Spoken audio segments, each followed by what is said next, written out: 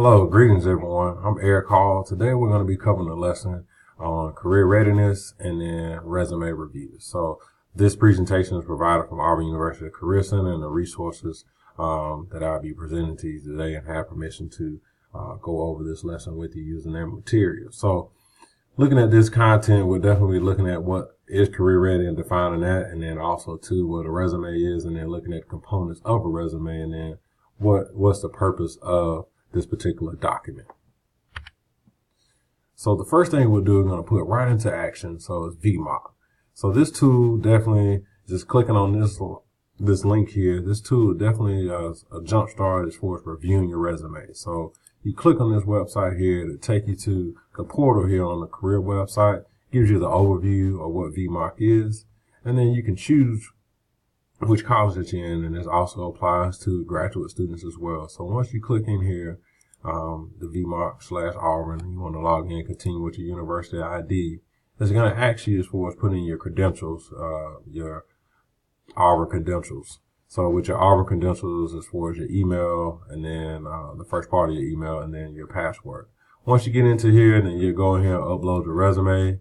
You can click which resume that you have and then upload or put a new one that you did as far as updated. So you get 10 pieces here. So if you click one, once you do that, it'll start the benchmarking process, looking at those things here, doing these things here, and it'll give you this score. So the score based on hitting each particular category.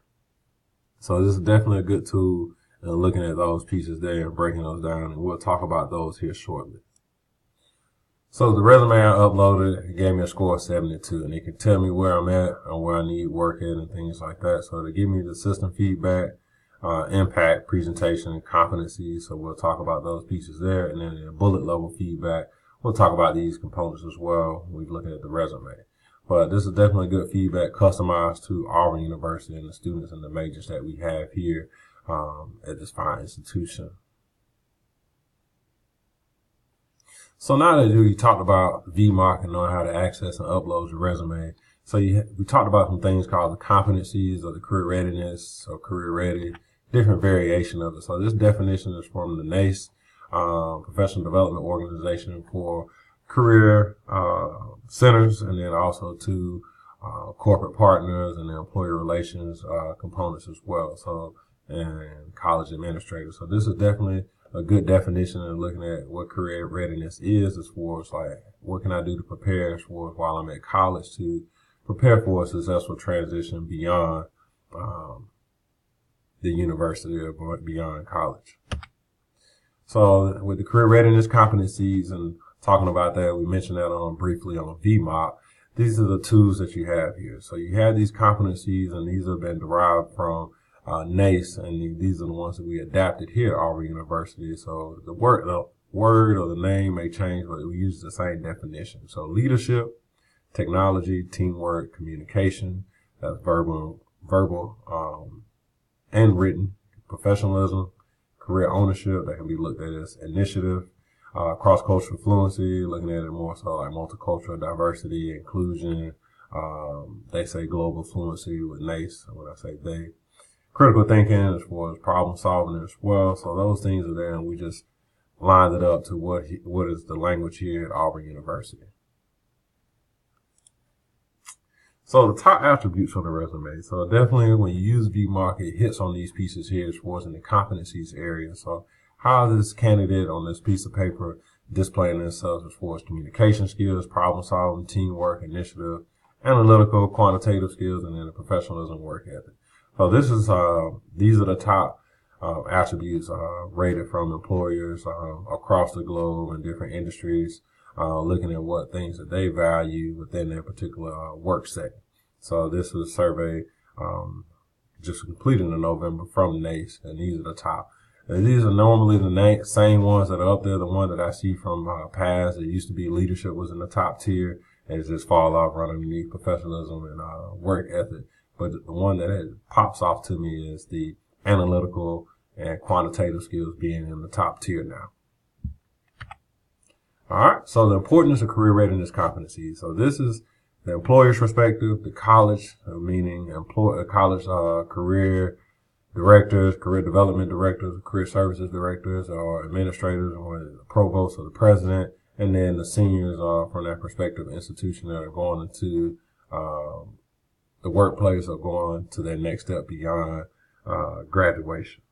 So this was presented at a symposium at Clemson University from NACE, from the Global Intercultural Fluency or Cross-Cultural Fluency. That one is relatively new, so I will wait about 5 years because it was just introduced in 2016, 2017. So I'll wait about 5 years and get more data and seeing how that looks as far as the value and that particular competency for its employers, colleges, and then also to seniors. But you can see the big four looking at these areas: leadership, communication, critical thinking, and professionalism. Those are consistent as far as the importance or the value of those pieces there.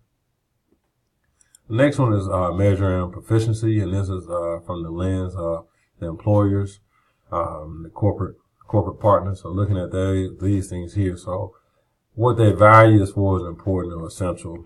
Looking at here, those big four. And then looking at that, those hold strong and consistent. But then where the gap is as far as performance and proficiency, he's saying that is a layoff or big disparity between what's essential and then what's actually being done from those particular individuals going into the workplace.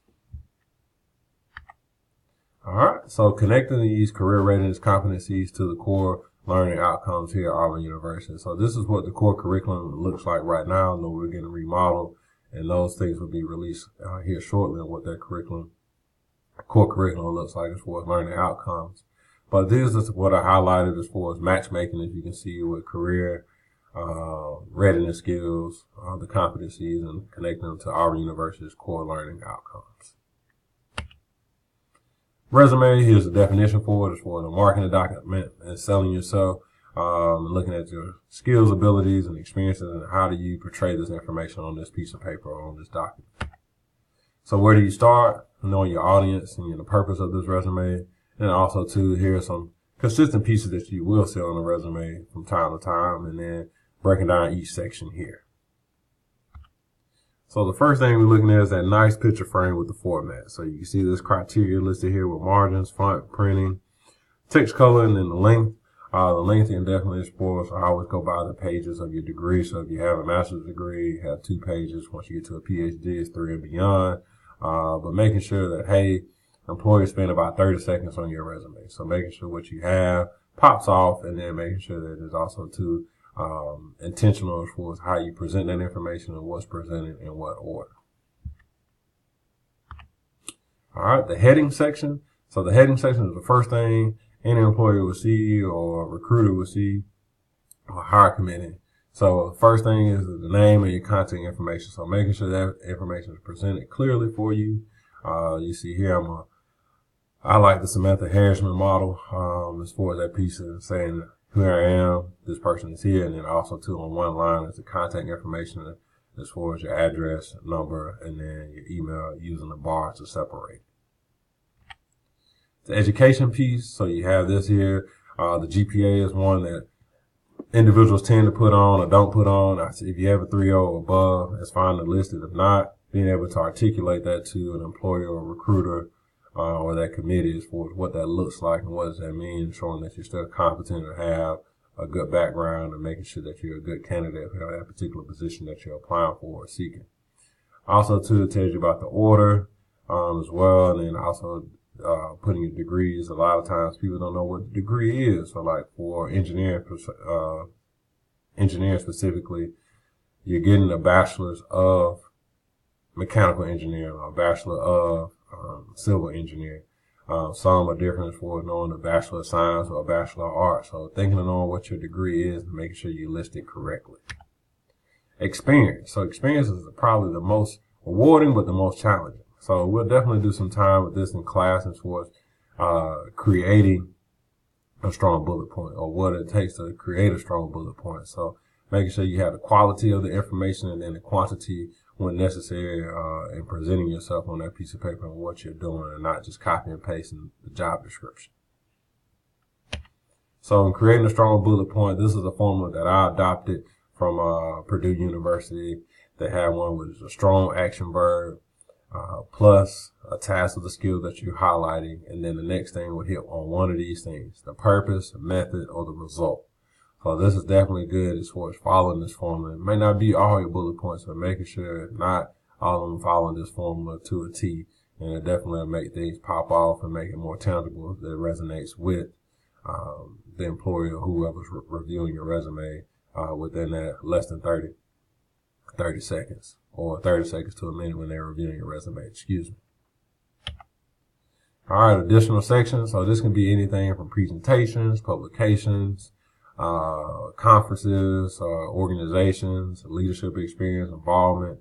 So these are things here that you can list those, and you can kind of follow the same format from your bullet points, with creating strong bullet points for your work experience section, or internship, or work experience, or co-op, or study abroad experience, and pieces there.